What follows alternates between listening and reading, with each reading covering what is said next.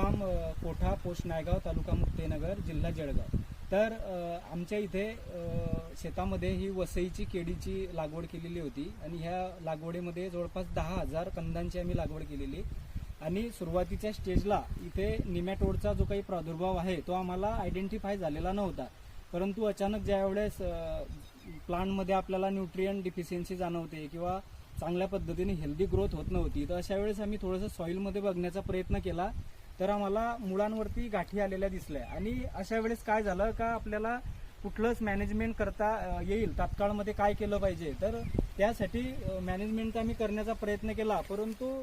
जे काही मान्सूनचा विक्रोप म्हणावा लागेल तो आमच्यावरती झाला आणि इथे ह्या 10,000 कंदांपैकी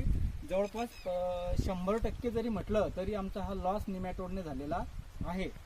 आणि आपण बघू शकता की इथे संपूर्ण हे निमॅटोडच्या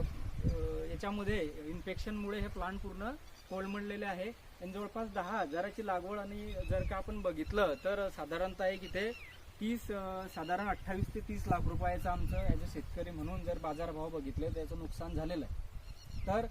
आज मी आवर्जून सांगेल का आमच्या इथे महात्मा फुले कृषी विद्यापीठ राहुरी तिथून डॉक्टर पलांदे मॅडम आहेत, ICAR AICRP निमॅटोलॉजिस्ट, त्यानंतर VT गुजर सर आहेत plant pathologist banana research centre Jalgaon, त्यानंतर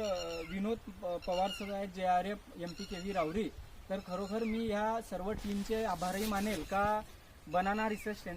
स्टेशन जळगावला ज्यावेळेस मी संपर्क केला तर त्यांच्या माध्यमातून डॉक्टर पलांदे मॅडम ज्या निमॅटोलॉजिस्ट आहेत MPKV राहुरीला, तर त्यांनी सुद्धा तात्काळमध्ये इथे आपण जर बघितलं तर हा प्लॉट ॲक्च्युअली हार्वेस्टिंगला आहे, परंतु अशा वेळेस त्यांनी वेळात वेळ काढून आमच्या सारख्या सर्वसामान्य शेतकऱ्यांसाठी मॅडमही आणि सूर्यवंशी सरही इथे हजर झालेत, त्याबद्दल मी त्यांचा सर्वांचा आभारही मानतो। आणि भविष्यात निमॅटोडला आपल्याला कसं कंट्रोल करता येईल तर त्यांनी सुद्धा इथून सॅम्पल कलेक्ट केलेले आहे, त्यावरती त्यांचा रिसर्च सुरू आहे। आणि जे काही निमॅटोडमध्ये प्रकार आहेत ज्याला आपण रॅडोफोलस म्हणतो किंवा रूटनॉट निमॅटोड म्हणतो, तर अजून त्याच्यामधले हा कुठला प्रकारचा निमॅटोड आहे तो आपण ते फाउंड करतीलच आणि जेणेकरून केळी लागवड शेतकरी जे उत्पादक शेतकरी आहे त्यांना ह्या गोष्टीपासून आपल्याला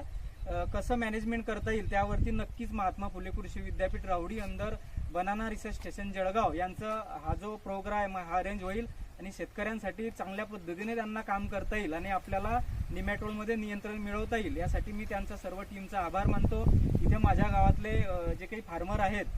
ते फार्मरही इथे हजर झालेत, त्यांचे आभार मानतो। त्याचे नाव राहुल पाटील पिंपरी नांदू यांनीही त्यांच्या शेतातला जो काही